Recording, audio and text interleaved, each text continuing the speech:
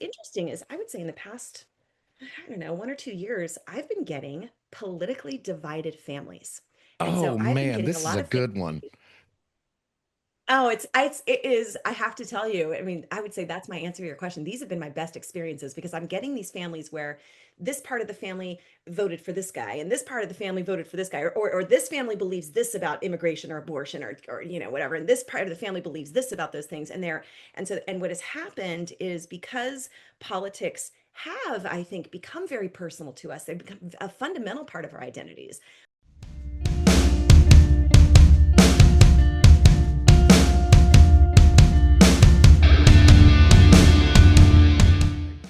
Angela Caldwell, you are a family therapist. That is quite interesting. How does one become a family therapist? As in, how did you want to move that direction with your career? That's a good question. There is a joke. Is it a joke or is it maybe half serious in my field that to become a therapist, you have to have been through some hell growing up. Right. So yeah, so most of us who are attracted to the field of therapy have experienced, tricky or maybe even bad childhoods or had some bad stuff happen in the past, and we are on a quest to heal that. And once that is healed, we think, wow, that was transformational. I want to do this for other people. Absolutely, man. That's very admirable because like I've been through a lot of stuff in my life that's not really, geez, it's not really uh normal, quote unquote. It's like people, normal families go through uh like lots of normal stuff. And when I was growing up, I went through all kinds of stuff that I thought was normal that ultimately weren't.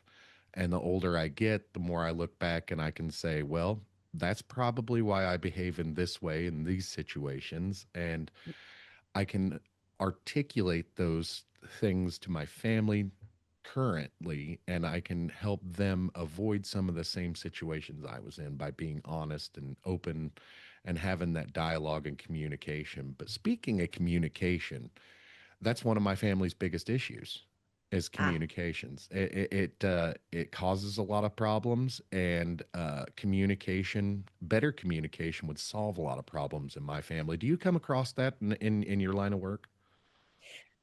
I would say I have never had a family call me without saying that there's a communication problem.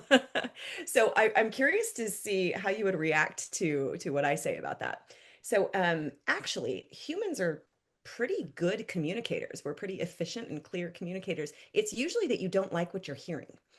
Um, and uh, and even in the cases where we have bad communication or ineffective communication, usually what's happening there is that someone is not communicating because the circumstances are not, the conditions aren't right for honestly saying what you want to say because you're afraid of how someone's going to react. You're afraid of hurting somebody's feelings. But yes, I would say almost every first phone call that I get saying, Angela, I hear you're a family therapist. We could use some help. When I say, well, what seems to be the problem? I would say 110% of the time it's, well, we have a communication problem. Yeah, that's interesting because I say that all the time. I'm like, there's nothing wrong with what I'm saying. You just don't like hearing it. I say That's that all the right. time. That's And right. I think that's the biggest issue in my house. Most of the people that live here, me included, take things really personally when it's not even criticisms that we take personally. It's if well, you had a video on it a couple years ago, that people take things personally and feel attacked when you bring things to them a certain way and they don't like what they're hearing. And that really resonated with me because it's like, man, like we all do that in this house, and that's something that we all could work on. As a matter of fact, we've had that issue this week, Oh, that when one of us has an issue, we're upset, we're frustrated, we may be angry, mhm. and we're saying things, and people are picking up on the things that we're saying and taking them personally when it has nothing to do with them. It's all about me at that moment. Right, right, right. So how do you feel about that? Well, so I wonder if I wonder sometimes when I give this little speech how controversial it maybe sounds, because I'll give you the long answer, but the punchline to my answer is Americans are not getting angry enough fast enough. And what I mean by that is that we live in a culture, our society has sort of designed these rules where anger in our culture is a four-letter word. Yeah. We do not get, we have anger management. We, if someone is upset about something, we say, wow, that is an angry person, as if it's some kind of felony to be angry about something, right? And we Right. very hard as citizens to not get angry. In fact, have you noticed how much people are nervous about saying that they're angry? So like if I ask a client, wow, are you angry? They say, well, I'm not angry. I'm frustrated. Or, Yeah. Yeah. I'm annoyed, and they want to water down the language. I don't, I have a sort of a side hobby in neuroscience, and I can tell you the brain doesn't care what we call it. It's the same chemical, right? Right. It's, we're angry, but we seem as a society to be very, very afraid of saying that we're angry, admitting that something made us angry. And so what happens as a result is when we feel it, we immediately deny it. We immediately go, well, that's no, no, I'm fine. It's not. And we say things like, it's not that big a deal, or don't overreact, or things like that. And what happens is it builds and it builds and it builds and it builds until finally it comes out of us in a ridiculous, offensive, overly done manner. And so we say, I've told you 1,000 times, right? Instead of, well, you actually didn't, you didn't tell me when you started to feel, as opposed to fully angry. What would have happened if we told someone that we were angry when it was only, 2 cc's of anger, right? Right. Right. What if when we first said, hey, you know what, I'm starting to feel a little bit annoyed. Can we do something different here? Right. So I say that we could be better communicators and we could be masters of anger if we identified it much earlier and acted on it much earlier. And my evidence, can I call this evidence maybe, that this works is in the Mediterranean cultures. In Italy and in Greece and in Israel, if you ever visit those kinds of cultures, Americans are taken aback by it. They say, wow, they're shouting all the time. Wow, they're so angry. But really what's happening in those encounters, those human encounters that we're witnessing as Americans, is somebody's going, hey, you're bothering me. And the other one's going, all right, man, sorry. All right, you want to get a coffee? Okay, sounds good. And they move on, right? But Right. we Americans, we experience that as so abrupt and offensive and oh my gosh, they're hurting each other's feelings. On the contrary, they are experiencing satisfying relationships where anger is allowed and welcome, and they resolve it immediately and they move on. And gosh, what a world it would be if we could do that here in this country. Right. Yeah, I absolutely agree. You touched on several things that I tend to talk about on the podcast, like society, societal issues, um, and how we tend to self-censor a lot. That's one of my big things, and I try not to do it so much on the podcast, but it's kind of a necessary thing that, like most podcasters go through. We sometimes have to censor our thoughts and our words to avoid being taken off the air, essentially, and Sure, avoid sure. being canceled. I do have some controversial takes on a lot of things, but I wouldn't think that that's controversial, that Americans don't get angry enough fast enough, Okay, because good. we, I appreciate that point of view, because when I'm out in public, it seems like everybody is walking on eggshells sometimes, I and couldn't agree more. Yeah. so I live in Missouri, and so I'm about an hour north of Kansas City. It's a pretty populous area around here. It's nowhere near, like West or East Coast or anything, but like there's probably 800,000 people living in the circle around us. 75,000 in the city that I live in, then 400,000 in Kansas City and surrounding areas. But it seems like when you go out in public in large, especially in large groups, everybody is afraid of one another. They're afraid of offending one another. They're afraid of pissing people off.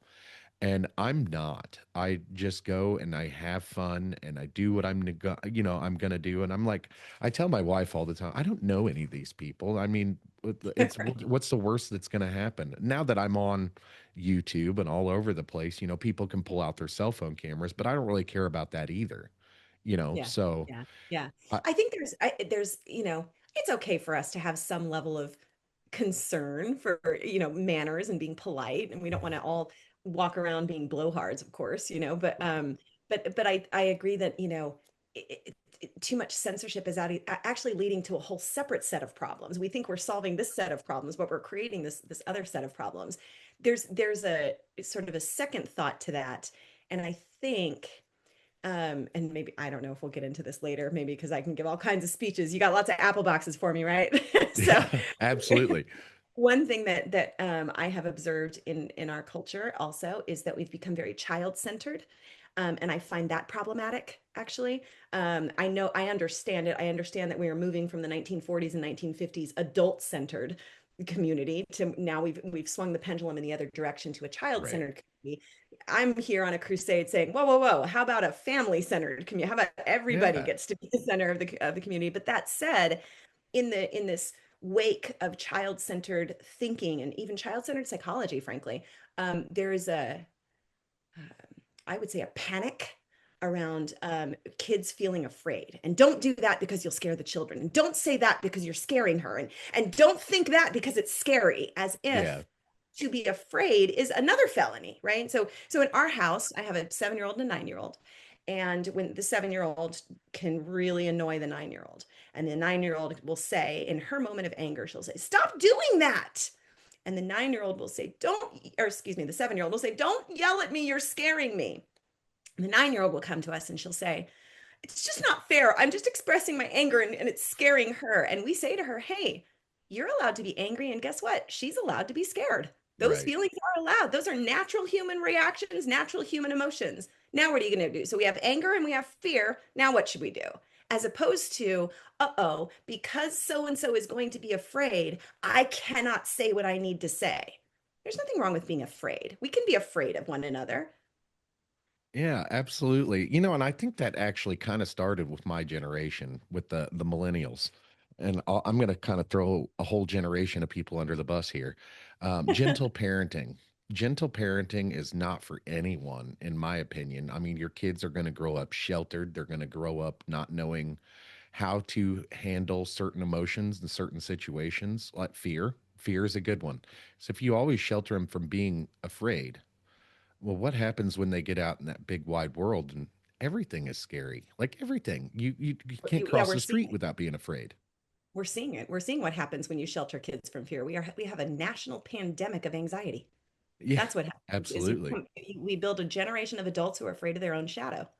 We build a generation of adults who, if their boss yells at them, they take 3 mental health days at home. Yeah, yeah. I absolutely. Yeah, man, that you're preaching to the choir because me and my wife complain about that stuff all the time. It's like, does nobody know? Like, your life still has to continue after an argument or, Yeah. um, well, for instance, I got into a car accident on Tuesday. Oh, And yeah, and it was a 70-mile-per-hour crash, but it was a single vehicle. Like what happened was I had run over a chunk of steel in the middle of the highway, oh my and it gosh. kicked my car up and towards the guardrail, and I'm okay, but you know, Oh my I goodness. I was I was not okay in the moment, but I've had a baseball game to go to later on that night with my kids, and it was a pretty big deal because I'd never taken all three of my boys to a baseball game. And uh my oldest son had gotten me tickets for Father's Day. Oh And wow. so I thought, well, I'm okay. I'm walking. I don't need a hospital. I'm going to go to this game so I don't disappoint the kids. And I had every opportunity in the world to not go. I could have called my kids and been like, look, I got into a car accident. I'm really, really sore. I mean, it took me 3 or 4 days. I'm still feeling it today, but I'm Of I'm able course you to are. Yeah. I'm able to get around and do things. So why not? And a lot of Yeah. people aren't like that. It's like if something happens, they got to take a week off of work and they got to call in their whole families. And I'm like, I don't even I don't even understand that point of view because I've been so independent for so long. I'm 40 now, and it's like you can't. I have this saying, and I say it to pretty much everybody, including my kids. You can't be a pussy all your life. Yep. Yep. And maybe that's a little harsh, but I mean, and I heard somebody like we went to Worlds of Fun, which is a amusement park in Kansas City. We went to Worlds of Fun the other day, and there was a father talking to his son, a younger kid. He was 5 or 6, and he said, "You can't be afraid all your life." And that's true. You can't be Yeah. like he was trying to coax him onto a ride that the kid found scary, and the mom and dad really wanted to ride the ride.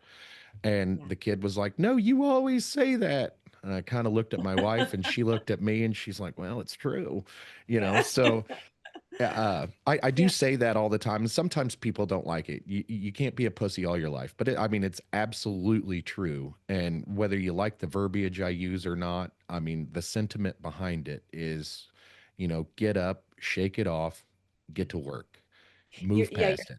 you're speaking to this quality of resilience that I lament that we seem to be in a place right now in whatever societal development stage we're in. I don't know what this is called, but we just aren't very resilient. If somebody Right. hurts our feelings, we collapse. If somebody says something that we don't, if we disagree, oh God forbid we disagree on something. I mean, Yes. it can spell the end of a relationship. You know, if our parents yell at us in elementary school because we did something wrong, they're abusive. Does something wrong in a relationship, they're toxic.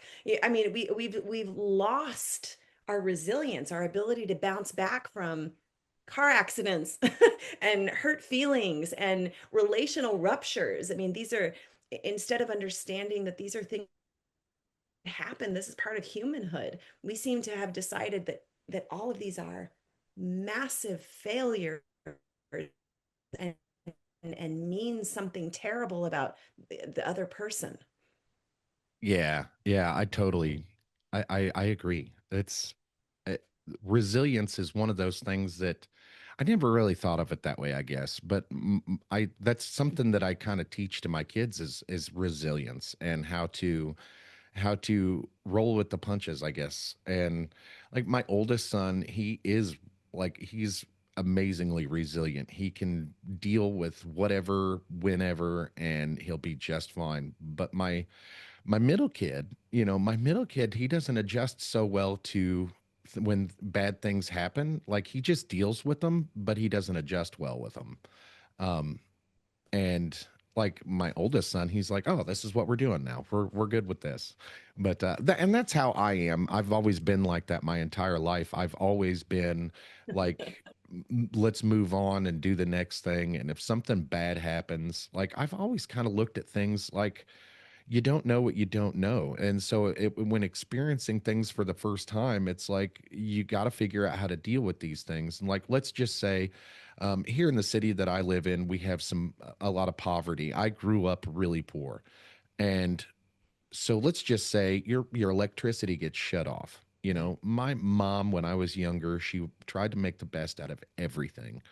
And rather than be all doom and gloom, we had like puppet night, like shadow puppet night, where we do shadow puppets on the walls and stuff. And she really loved that stuff.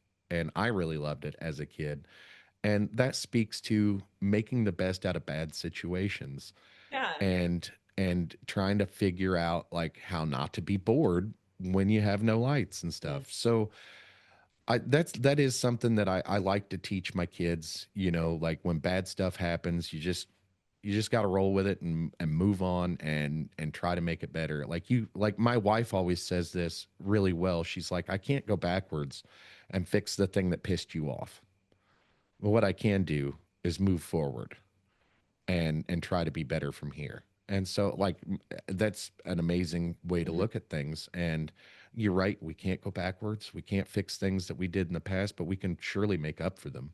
I was just going to say there's a concept in talk therapy called rupture and repair, and it's this idea that that it's quite natural in human relationships to have ruptures, and the idea is then you sew them up, you stitch them up, right? You have a breakdown in communication, or somebody says something that hurts the other one's feelings, or even a betrayal, or not showing up for the other one, and it sucks and it's a bad thing, and then you repair because there was a rupture, and you repair and you go through the talking through and the taking accountability and the apologizing and all the promises we make about being better. And then we go on to the next moment. And guess what's going to happen next? Another rupture. And after that rupture, another repair. And after that, another rupture. And after that, another repair. Exactly. It is a cycle, and you absolutely have to live within that cycle, and you can't just give up.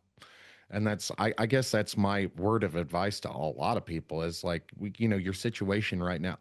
Like I have this inner conflict because my life is objectively great. It is really great. I am a stay-at-home dad and a house husband. I don't have to go to work every day. And my house, I've built this whole ecosystem around me to keep me and my kids happy while, we have moments of boredom. Um, I really have nothing to complain about, but I Yeah, still have problems. And those sure. problems often get overlooked because, you know, I've got a whole ecosystem here to keep me happy. And, people see me smiling, in the morning, and, they come home at night and they're like, well, why aren't you smiling like you were this morning?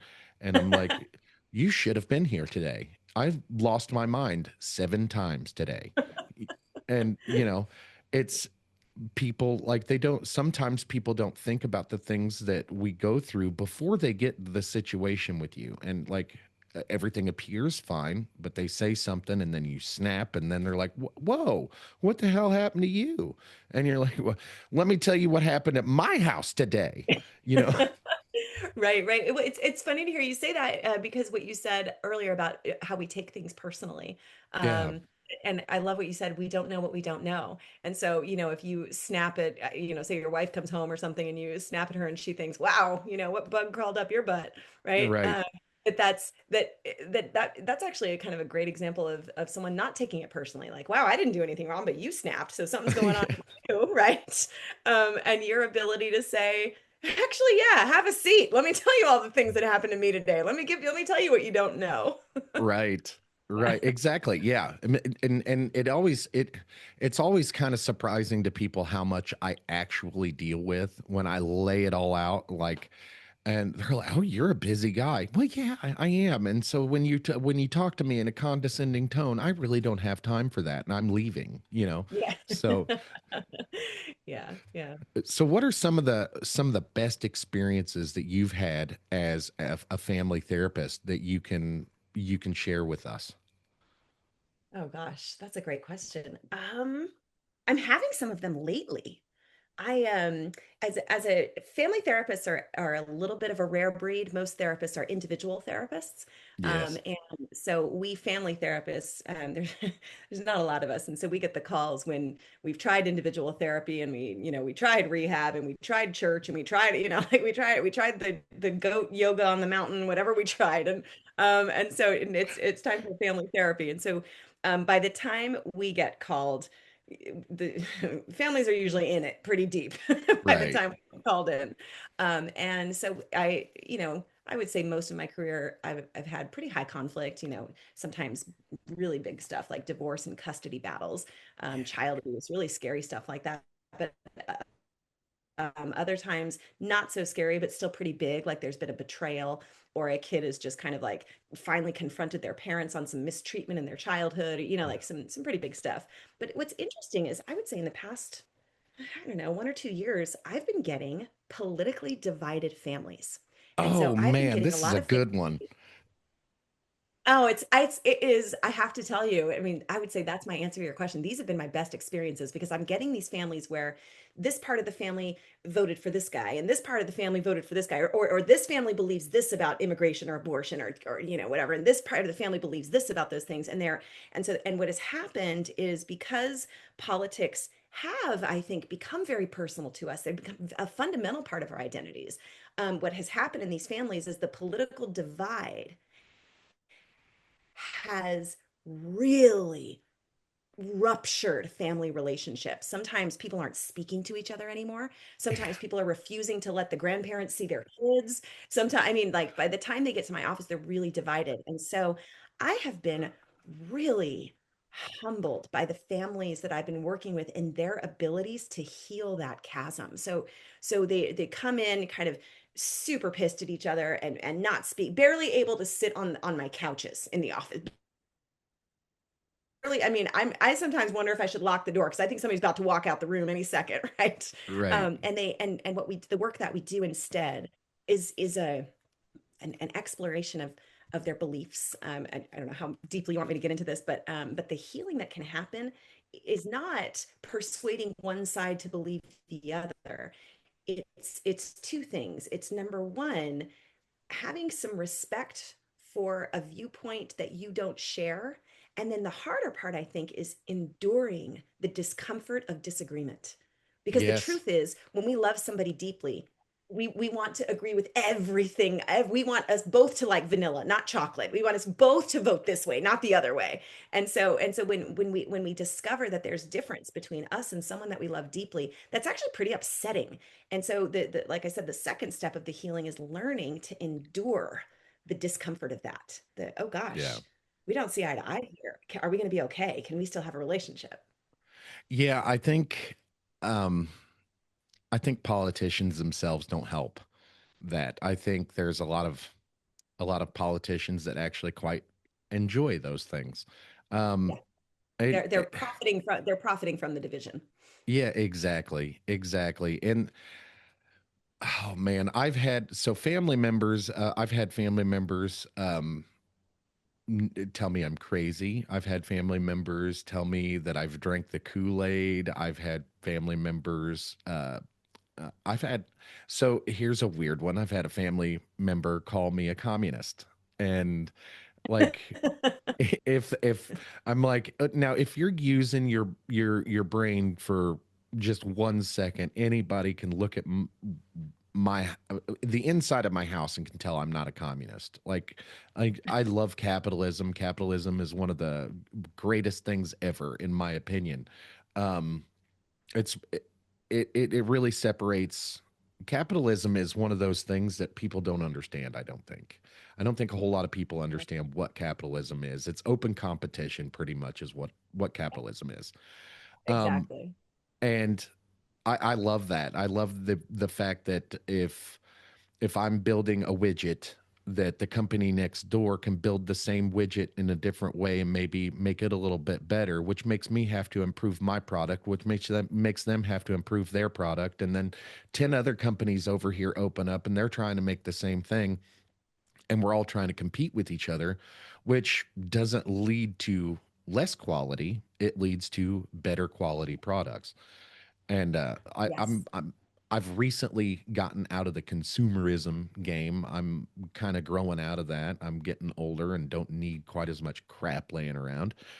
But a lot of people Here, I here. know, a lot of people I know are essentially just repeating what they've heard on television or social media and aren't really thinking critically about what they're hearing or thinking objectively about the other side or what the other side wants or needs. And Yeah. there is the politicians themselves are sowing this this culture where not only can we not disagree, but when we disagree, we can't negotiate.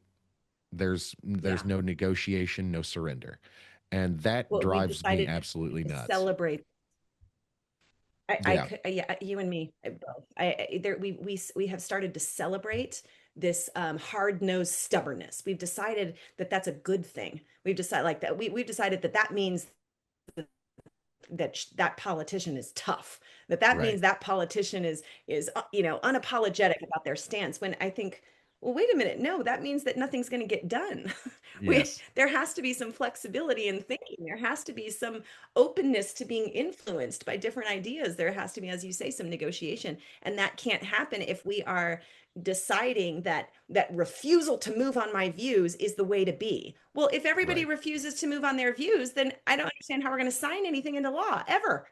Yes, yes. And here in the United States, we have this view of the world not for what it is, but for what we think it should be.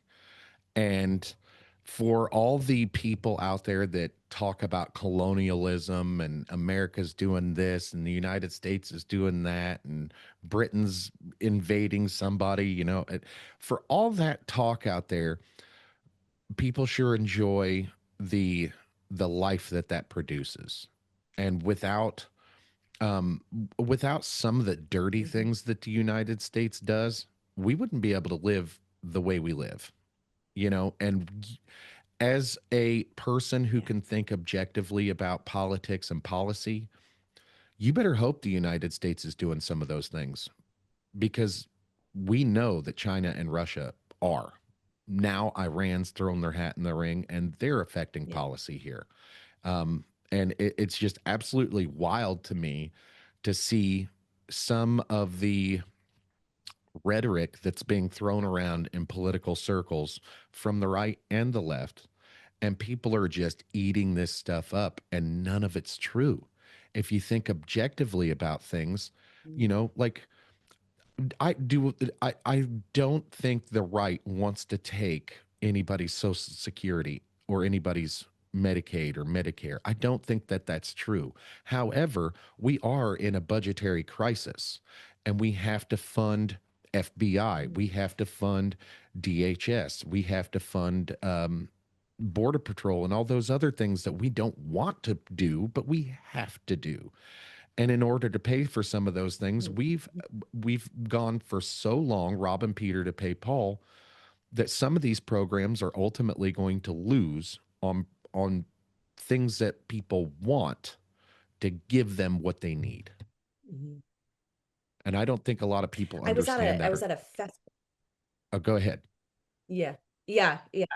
I agree. I was at a festival in, where was that? I think it was Boulder, Colorado, and someone had a booth up, and it was you probably know about this. It's a test you can take that will plot you on a graph where you are politically. Are you left, right? Most Americans agree on a lot of things. Most Americans are in the middle. Most Americans are pretty reasonable. And it's just that the ones that get the microphone are the super extreme ones, right?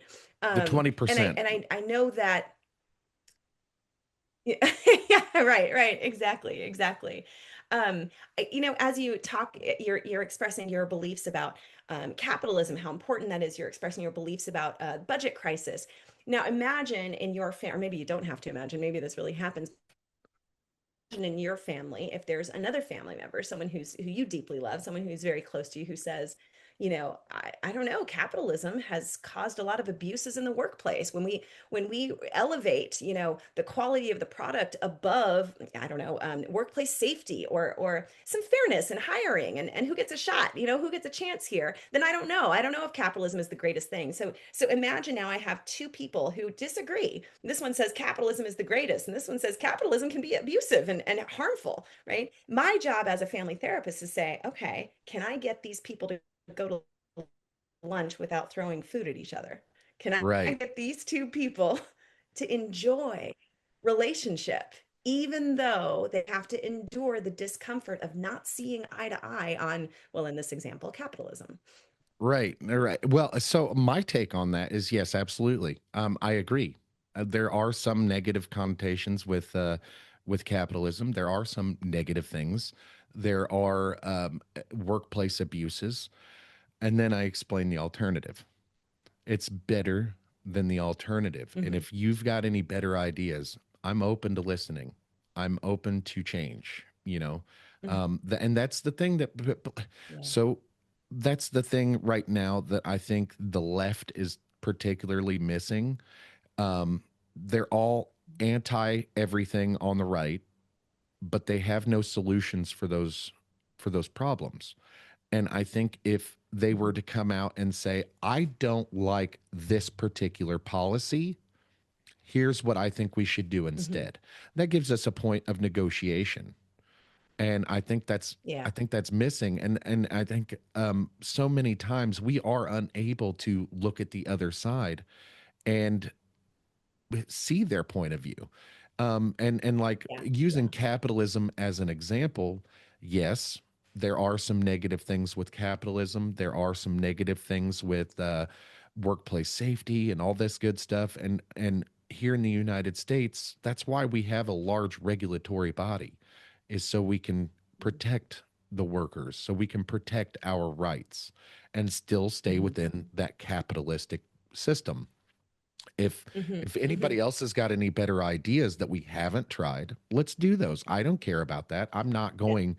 I'm just not going backwards to socialism or to communism. I'm not doing that. We Yeah. fought so hard against Yeah. that for so long, and a lot of these policies on the left are steering right into socialism when we live in the greatest country in the world. We literally can afford not to do that.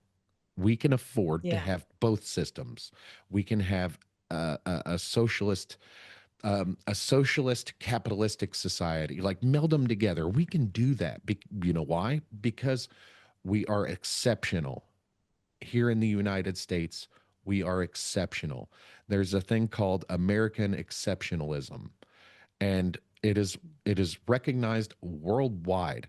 The United States citizens don't understand how we are looked at from the outside looking in, Mm. because the loudest 20% in the world are also have the microphone.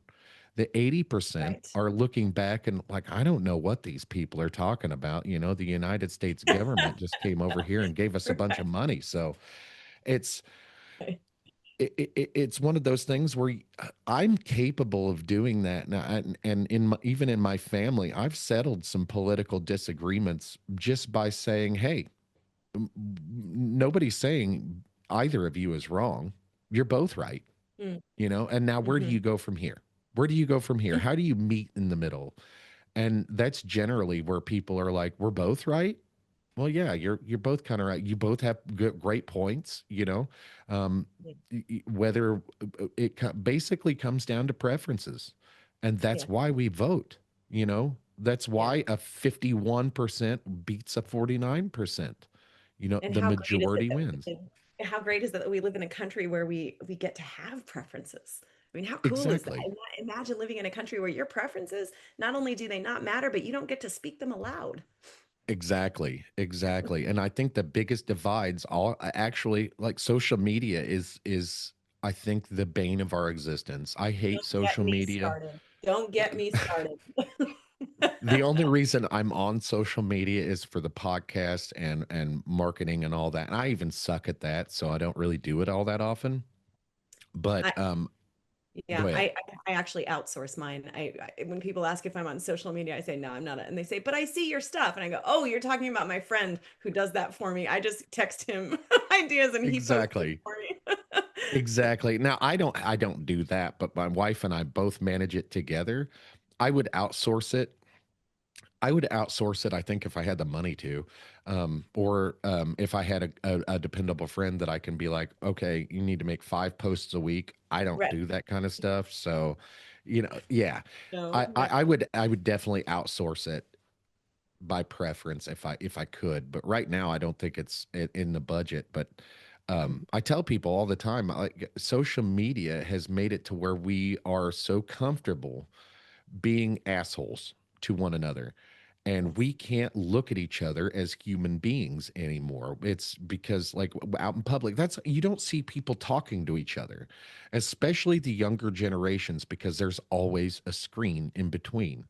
And that's why when you walk into, let's just say, a school or a restaurant and there's young kids there, there can be a group of kids together and nobody's saying anything. They're looking down at their phones, but they're all talking to each other. They're all talking to each other. They're in the Uh-huh. same room. They're talking to each other, but they're using the device to talk to one another right next to each other. Yeah. And I know a few younger people, 21, 22 years old, that can't go out to a restaurant and order their own food because there's apps for that now. And I've met these people and I'm like, listen, guys, Wow. you've got to put the phone down. Or if you can't put the phone down, you absolutely have to learn how to communicate face to face with people, because this is a real world that you live in. It's digital is only a short, part of your life. You Yeah. spend Yeah. most of your life in the real world. Yeah. Yeah. And I think that has caused the inability to look at another person as a human being with feelings Mhm. and understanding and points of view that don't match others. You know what I mean? It's made I, people a little too comfortable with being an asshole. well, now you're preaching to the choir. This is what I say. So on my on my social media, one of the things that I post all the time is turn this off right now. Stop reading this. If you're reading this, you're doing something wrong. If you're reading my post right now, put your phone down and talk to the person next to you. Right. Exactly. So absolutely. I am, I couldn't agree more with this erosion of social relationships. I hold responsible the generations that this would be my generation, the generation that first got phones, because I was one of the people standing outside of the Apple store in line when I heard about this iPhone that was coming. And I thought, oh my gosh, what is this revolution? This is fantastic. I have to be on the front lines of this. Phone for about 5 minutes and media erupted. And now everything is an app and I can order my food and I can, feels like I can almost like gas my car on my app. Like everything that I do, I can do on my phone. And I now, and my kids will tell you, I know I wish more people hated their phone, honestly. But but my generation, um, we we are, it's kind of like when you the first generation to ever discover coffee, or the first generation to ever discover, or I don't know, wine, or like that group became dependent on it because there wasn't the idea, right? So our generation doesn't regulate our own use. So when our Right. children look over to us, we're on a screen. And we and, Yeah. and we justify it, by the way, Ricky, we justify it. We say, well, I'm checking an email. Well, you know what? Let's look that up. Well, you hold on, let me see what time it opens, right? And so we justify our use, but at the end of the day, our eyes are downcast looking at a screen and our kids see it.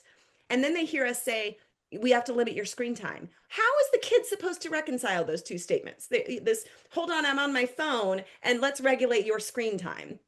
I think the Yes. answer to social media and what we call the digital barrier, the screen in between all of us, is on the shoulders of our generation. We need to put our phone down. We need to actually leave the house. Now, here's a crazy idea. Try leaving your house without your phone. I mean, I Do it. bet your I do it listeners all the may. time. Well, you and me I do. I don't know if anybody else does. I bet your listeners would go, "Oh, I can't do that." But really, you can though. Remember the old days when the phone was for my convenience, not yours? Like that was absolutely. right. Yeah, I hear people say all the time, like, what if something happens? And I'm like, okay, what if something happens? You Yeah. know, and to be honest with you, so I do leave my phone at home sometimes, like charge because it's running low or whatever, and I'm just going out to the store or something. But I do have a smartwatch that people can get a hold of me on, and in the case of an emergency or I get into an accident or something. And I drive a pile of shit car. It's a 20-year-old Crown Victoria, and it's an old clunker.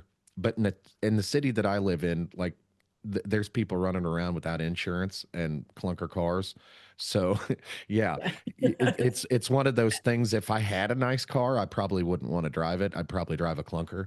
So it's okay. It's fine with me. But it overheats sometimes. You know, it's an old car, and so sometimes I do feel like I have to take a phone with me or whatever, but I actually know what to do in case those things happen. So it's one of those things where I like, what if something happens? You know, what if an airplane falls on your head? You know, what if something happens and you don't have your phone? The worst thing the worst case scenario is you might have to think on the fly. You might have to solve your own problems. Mhm. And I tell people that, there's a big argument about cell phones in schools. Where I live, it's a pretty hot topic. The younger generation wants their phones. The younger parenting generation wants their kids to have their phones. And I heard somebody say, well, what if there's a school shooting? And I'm like, okay, what if there's a school shooting? What are you going to do? What is your child having a phone going to do for you? And they say, well, they can call for help and this, that, and the other. Yes. While they are calling for help, there's also 1,500 other kids trying to do the same thing, and nobody's going to get through. Nobody's going to get through because our systems weren't built to Mhm. handle that many calls at one time from one place. And they're like, Well, I never really thought about that. And I said, well, you're thinking selfishly. You want your child to have their phone when there's no reason for them to have their phone.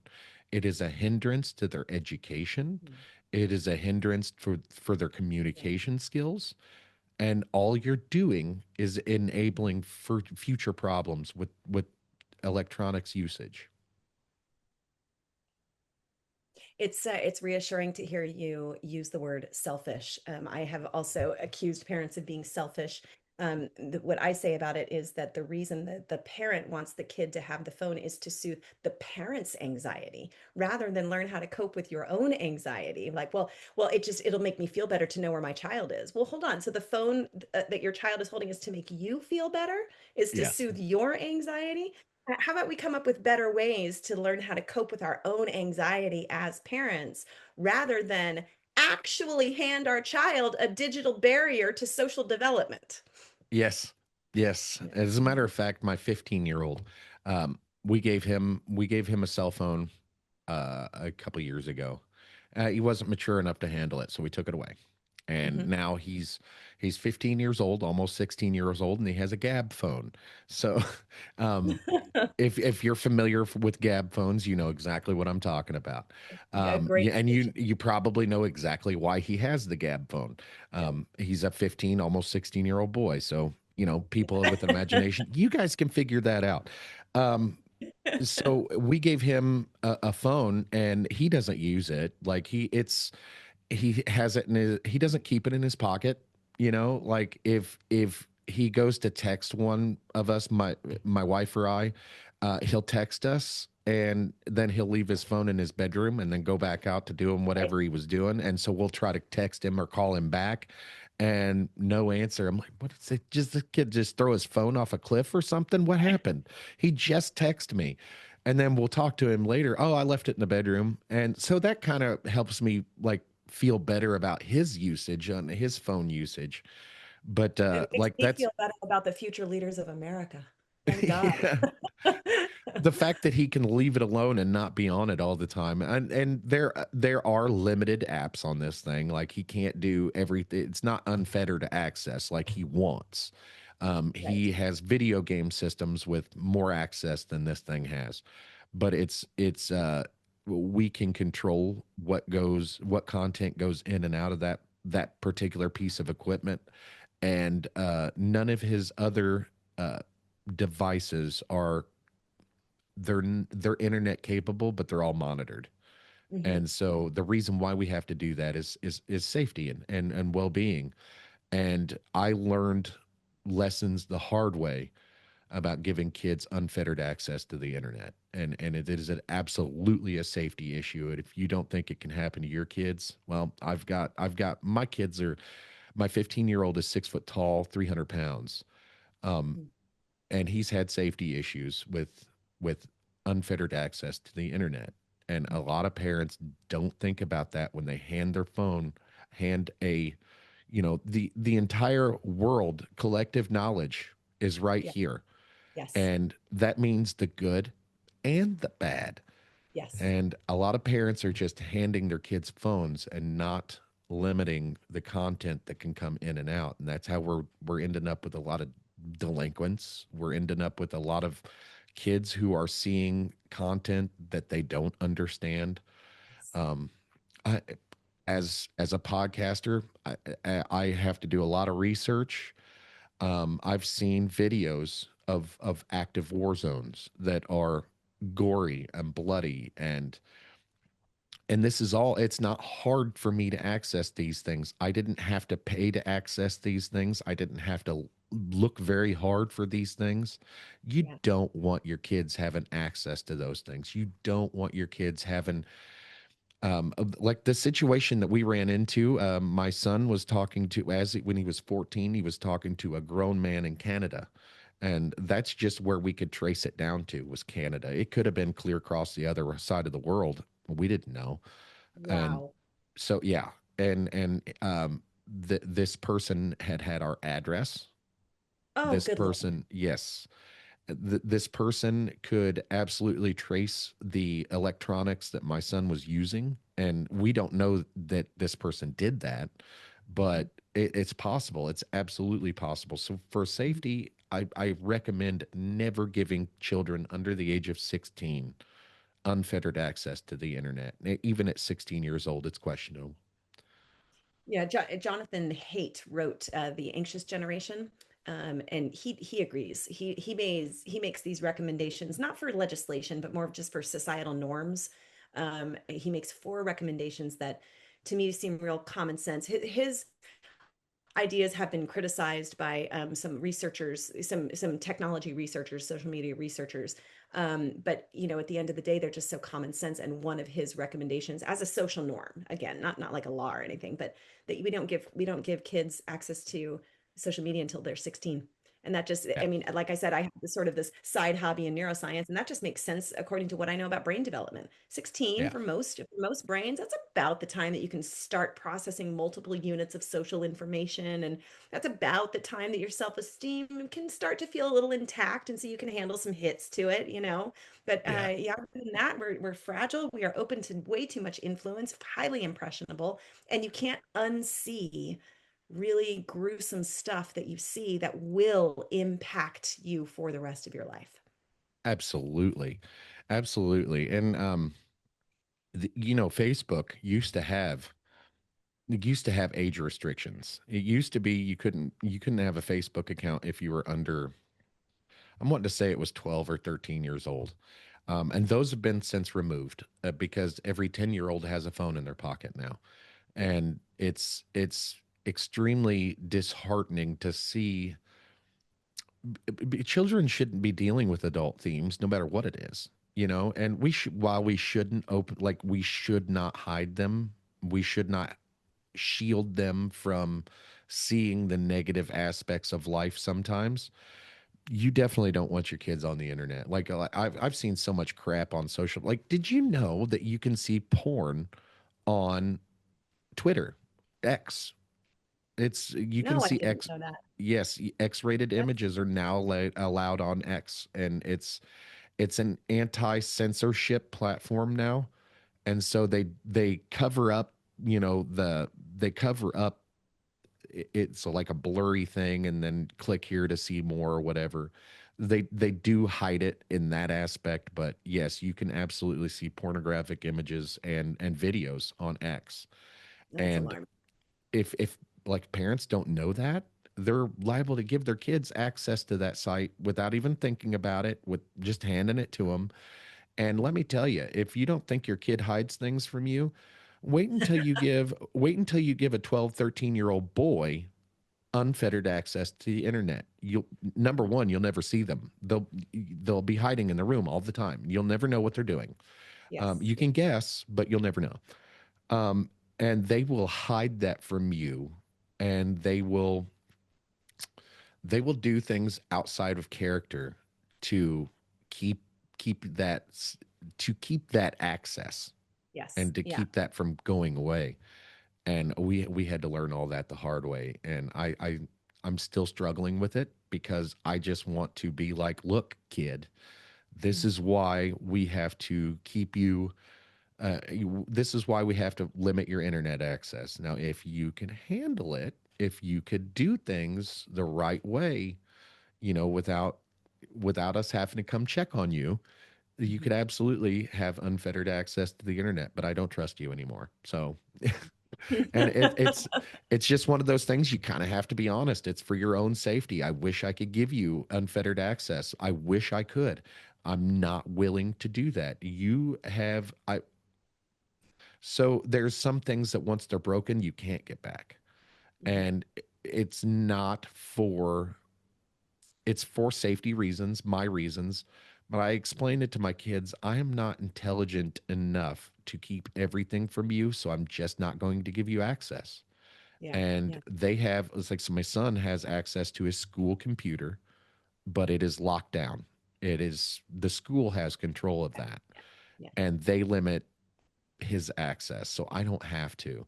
Um, he has um, he has video game systems that we've completely locked out internet access, because I am not smart enough or patient enough to go in and mess with settings, and settings that he can always get around. That's Yeah, that's exactly. They're smarter than us when it comes to the settings, for sure. exactly. And I learned that from I was young boy once too. So I learned all the tricks from myself and I can apply those to this life and be like, yeah, you're not I know exactly what you're doing. So it's very and my kids look at me like I'm crazy. Like I never looked at my parents like they were crazy when they figured out what I was doing. I knew that they were smarter than me. But my kids look perplexed like how did you figure that out? Like, did you know that I have eyes? I can see you. Right, and a functional brain. I hear in your when you're talking about the decisions that you made with your own children, I hear your no. And I'm up against that in family therapy. I noticed that there's a crop of new parents who, and I think this goes back to what we've been talking about, kind of their own anxiety and resilience, the fear of what happens to your child when you say no to them. So there's some BS narrative about out there about your child experiencing rejection. I don't know if you've heard this one. Like, I don't want my child to experience rejection, so I don't want to say no to them. I don't want I've heard I have a one family where no is not as a word that is not allowed in the house. And first, I had to have my poker face when I work with this family. But this I think this kind of touches on the child-centered mentality that we've adopted. Like, God Yeah. forbid my child experience anger or frustration when I say no. And I'm thinking, oh dear God, what we need, not only do we need as developing human beings to experience rejection kind of repeatedly, like over and over again, so that we grow some skin around that.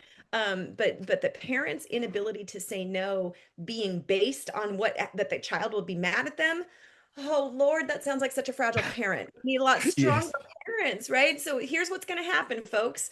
You're going to say no, and your child, I know this is crazy, is not going to say, gee, mom and dad, thanks for setting a healthy boundary for me. That's never Yes. going to happen. It's never going to happen. You're going to say no. The child's going to get pissed. If they're old enough, they're going to stomp through the house and slam the door. If they're young enough, they're going to scream and cry, I hate you, I hate you. And guess what?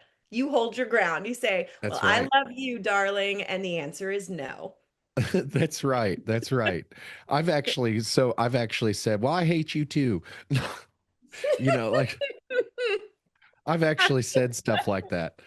And it's out of a place of love, like I do love And they them know and I it. They know yes, it. exactly. Exactly. So I'm a big autonomy person.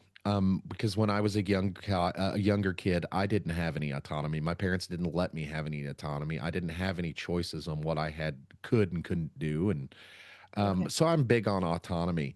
And recently, I've been paying attention a lot more recently. But um, when a kid gives you an answer, you have to be prepared to accept that answer. When you ask a child, do you want to do this, like or okay, so you're telling them to do something without telling them, you're asking them, right? Oh, So okay. like, do you want to go do the dishes, and they say no, well, go do them anyway. That's not my answer. Yeah. I don't ask. I tell them, if I'm not prepared to handle the answer, I don't ask, you know Right. Right. um and You so issue a command, right? yes, Yeah. yes. But if I ask, hey, do you want to go do the dishes, and they say no, I'm prepared to handle that no. Right. I'm prepared to accept their no answer and be like, okay, well, you can do it later, you know. Yeah. Yeah. And sharing is a big one. I don't make my kids share. Okay. And part of the reason is because when we hear share, when we try to force kids to share, we're teaching them the wrong thing. We're teaching them that they have to share. It's Mm, polite to share. Well, mm, sure, it's polite to share if you want to. But if mm-hmm, you don't want to share, you don't have to. And mm-hmm. I'm not going to make a kid, well, a kid comes over and wants what your kid has. You don't say, hey, give that toy to that child, and share. That's Hmm. not the correct way to handle that, because the child who wants the toy has to be prepared to accept that no. No, Yes. I don't want to share with you right now. Go find your own toy. Yeah. And Yeah. I think that if if we had a lot more parents out there that were willing to accept answers from children as they come to them, they probably would stop asking them to do things. They would stop asking their opinions. And, Yeah. like I have another saying, like, if I wanted your opinion, I'd give it to you, And so, like, my kids all the time are piping up, and getting into adult conversations because, like, we live in a small house and we don't hide, even Yeah. financial discussions from our kids. We'll just talk openly, but our kids are trying to get into the conversation. I'm like, hey, if I wanted your opinion, I'd give it to you. Now scram, you know. And parents aren't like that with their kids anymore. And like my kids don't hate me. Like they may dislike me at times, like they love me, and I know that they love me. And Mhm. they appreciate more than anybody ever knows. They appreciate a sense of structure. A lot of kids like to be told what to do, even if they say they don't, because in reality, most of us don't know what the hell we're doing. Yep. Yep.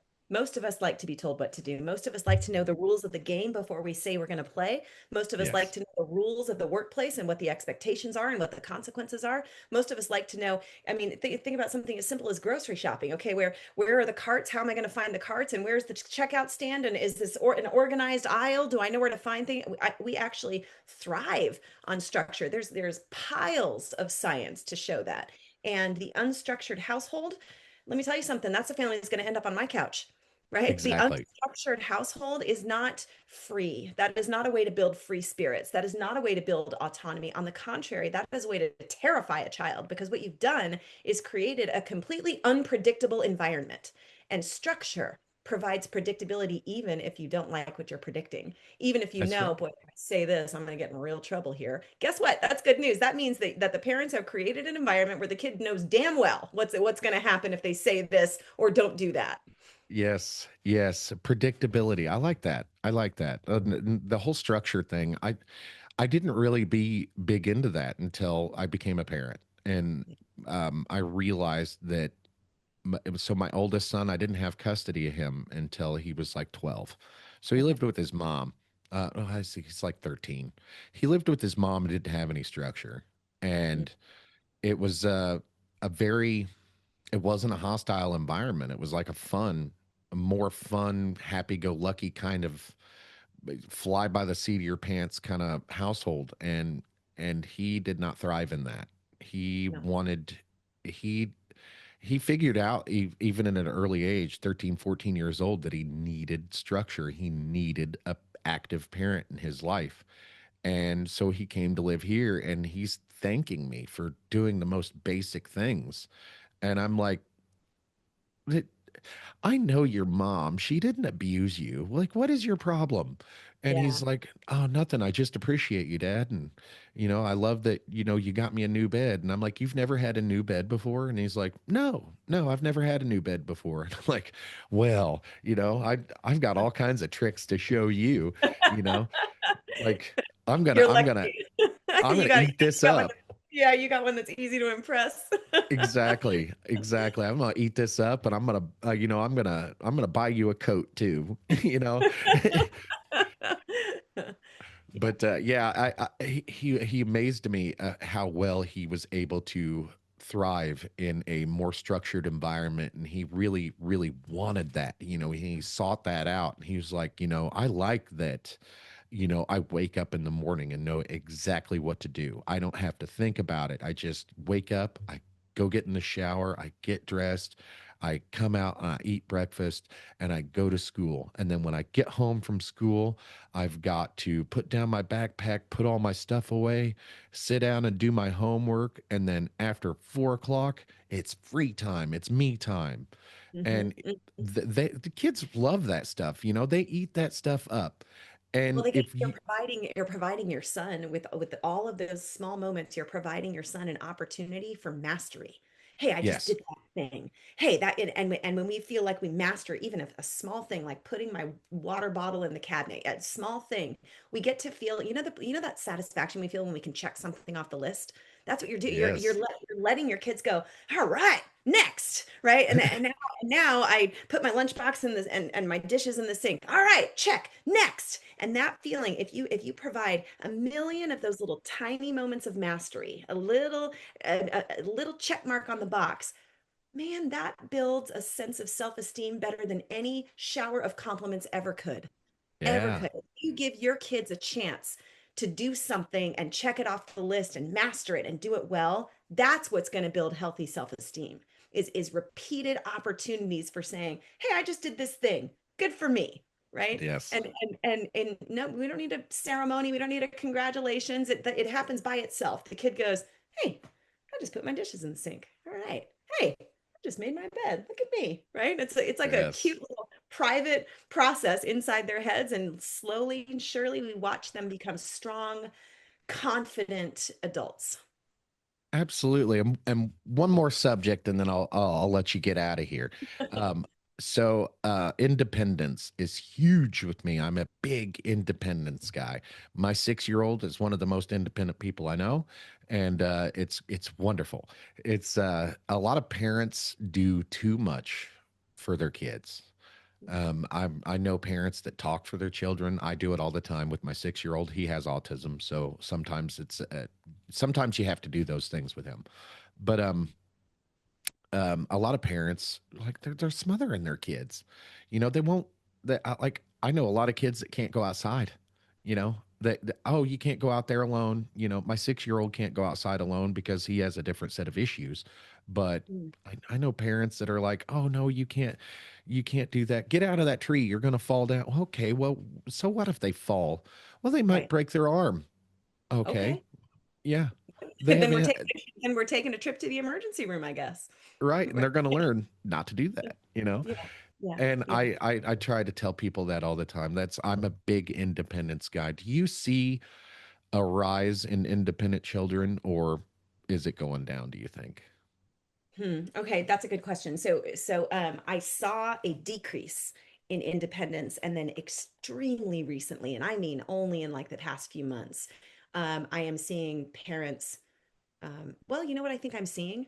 I think the parents are observing what I'm observing, and they're going, "Uh-oh, this is not working. This is not the way to build a confident child." And so now I'm seeing in my office a little bit more of a shift. I want to shout out to Wendy Mogul. She wrote The Blessing of the Skinned Knee. It's an old one. It's years ago, and it is, gosh, we all need to read this book again. It is a beautiful sermon on how failure is the best teacher, and the Yeah, tiny failure. So you fall out of a tree and you break your leg. Well, that's a failure. And what a teacher that moment is, right? And yeah, you go explore the neighborhood on your own and get lost. That's a failure. And what a great teacher that is, right? And the more opportunities we give our kids to fail, the more independent they will become. And I think this goes back to what I said a minute ago. The more we let them fall and skin their knee, the more confident they'll be in their ability to not fall next time. Or if they fall 3 times, they won't fall the fourth time, right? I mean, absolutely. how many sayings do we have in this country? If at first you don't succeed, try again. Or we say, get back up on the horse. Or we say, I mean, we are a country that actually prides ourselves on failing and trying again, and failing and learning from it, and failing and making mistakes and being a better person for it. I mean, we could probably fill a book with all the sayings that we have, and adages that we have on how you're supposed to fail, actually. The term that I use is snowplow parents, that they Oh have this yeah, idea that they're supposed to plow all the obstacles, all the negative feelings, all of the mistakes out of the way of their child, so that their child can have a smooth path. And I say there is no worse crime than giving a child a smooth path, because what you're doing is you're making a promise to your child about the world that the world cannot keep, because there ain't nothing in this world that is smooth. Everything is bumpy, everything is falling out of trees, everything is making mistakes. And so absolutely. if you teach your child that this world is going to be smooth sailing, boy, are they going to be pissed at you when they get out in the world and it's rocky waters everywhere they go, right? Absolutely. Absolutely. I'll give you an anecdote to go along with that, and then we'll wrap this up. So my 6-year-old son, he was when he was 18 months old, 2 years old, somewhere around there. Um, Okay, so the name of the podcast is Coffee with Bearded Bad Dad. I'm not always the best dad. I don't always make the healthiest of decisions. Sometimes What?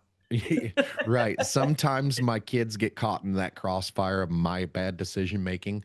But I used to smoke cigarettes out here.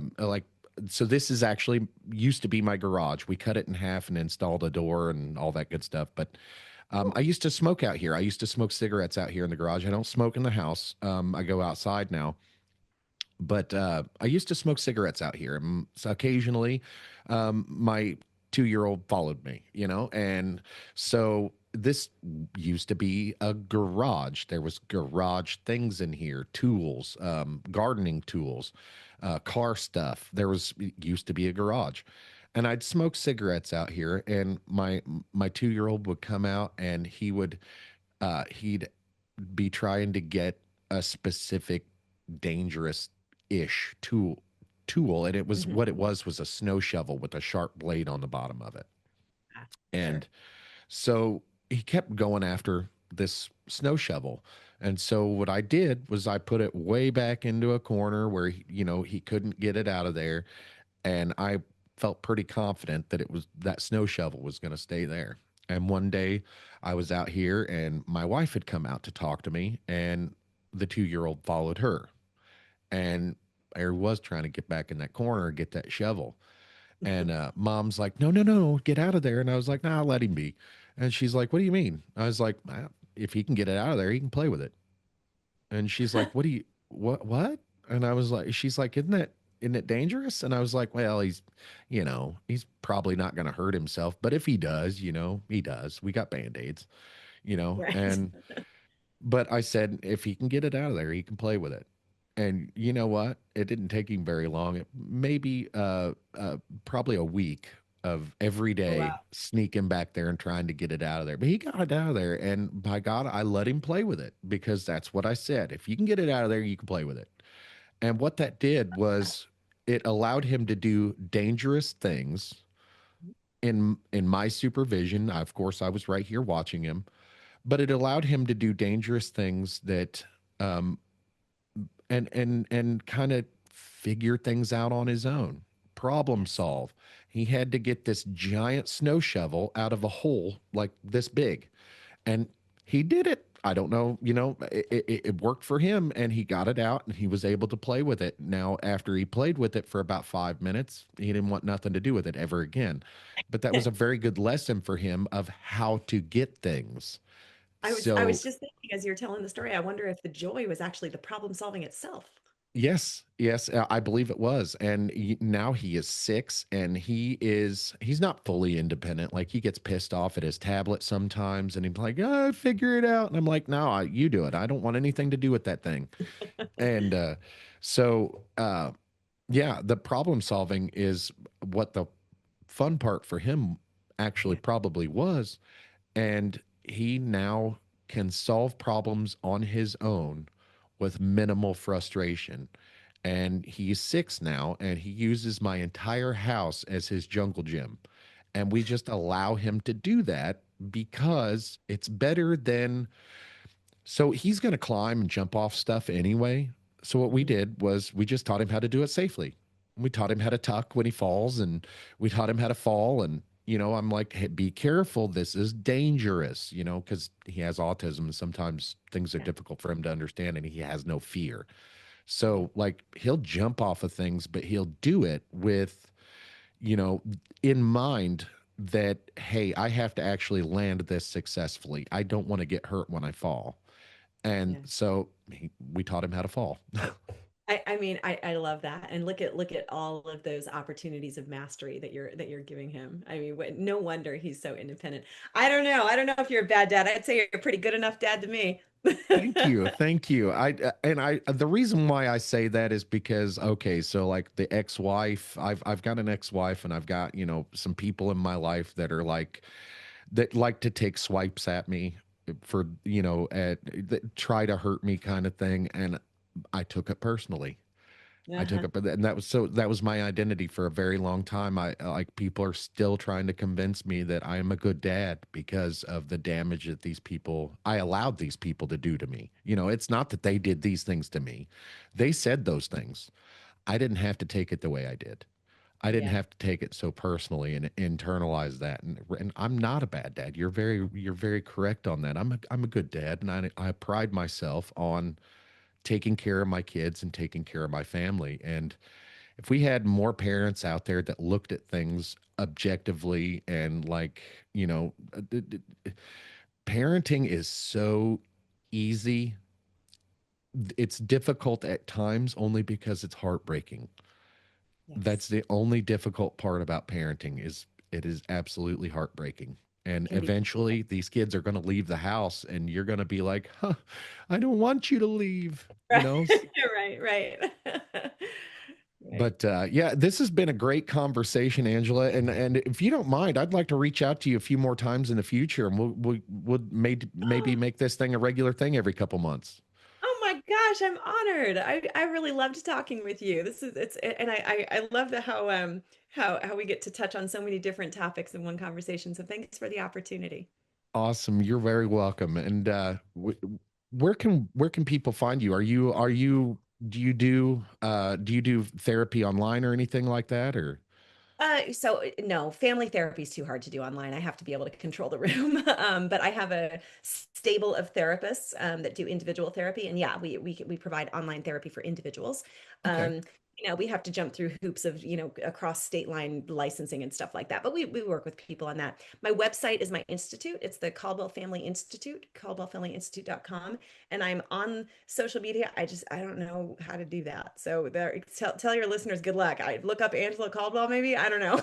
Maybe it's on my well, I tell website. you what, I found you on YouTube, Oh, there you just go. doing a Great. little bit of initial research, and I searched Angela Caldwell, family therapist, and you popped up. There's a few videos, and then you have a YouTube channel as well. So Yes. we'll Yes. link all that in the description down below. And Angela, it's been a great conversation, and I look forward to next time. Thank you so much. It's good to talk to you. We'll see you guys later. Bye. Bye-bye. Woo!